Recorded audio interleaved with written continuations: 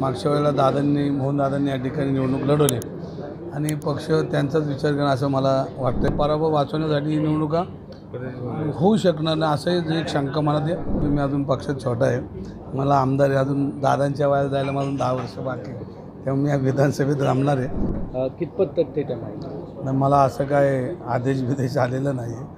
पण पक्षाने सांगितलं आदेश दिला होता ना. आता मी आत्ताशी तर आमदार झालो आहे आणि ही पोटनिवडणूक आहे, त्यामुळं हा काळ छोटा आहे.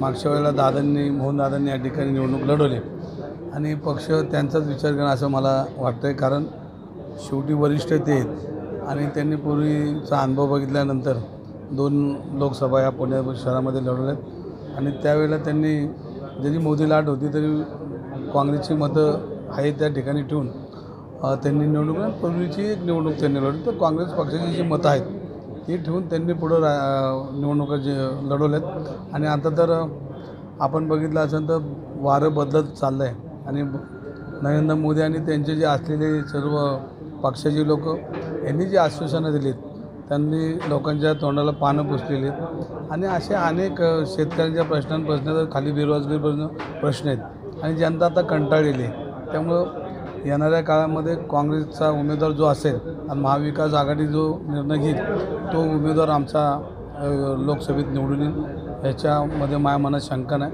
आणि नुसतंच माझ्या मनात नाही तर जनतेच्या मनात आहे की आता काँग्रेसला या देशाचं राज्य करण्यासाठी संधी दिली पाहिजे. राहुल गांधींना या देशाकडं पण महत्त्वाचं पद देऊन आपला देश जी अर्थव्यवस्था असेल बाकी अनेक अडचणी आहेत त्या सुधारण्याचं काम काँग्रेस पक्ष करणं असा विश्वास लोकांमध्ये चर्चा आहे आणि ती चर्चा असल्यामुळं ही पोटनिवडणूक होती का नाही ही शंका आहे. कारण भारतीय जनता पार्टीला समोर पराभव दिसतो आहे आणि हा पराभव वाचवण्यासाठी ही निवडणुका होऊ शकणार नाही असं जे एक शंका मनात आहे आणि त्याचा पुढे निर्णय होईलच. जर झाली आणि तुम्हाला विचारलं तर तुम्ही लढणार नाही. मी परत एकदा सांगतो की मी अजून पक्षात छोटा आहे, मला आमदार आहे, अजून दादांच्या वयात जायला मला 10 वर्ष बाकी आहे, त्यामुळे मी या विधानसभेत रमणार आहे.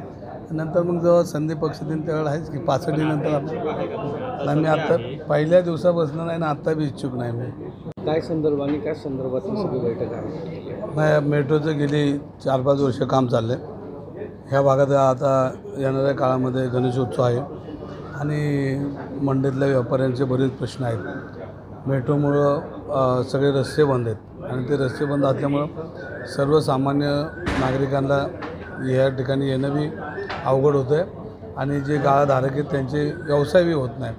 अशा परिस्थितीमध्ये गणेशोत्सव आणि बाकीचा सगळा विषय डोक्यात घेतल्यानंतर अधिकाऱ्यांशी आज चर्चा करणार आहे. काही ठिकाणी जे अडथळा आहे पत्रे आहेत ते काढण्याचा विनंती करणार आहे. त्यासाठी ही मेट्रोची मीटिंग आम्ही या ठिकाणी बोलवली.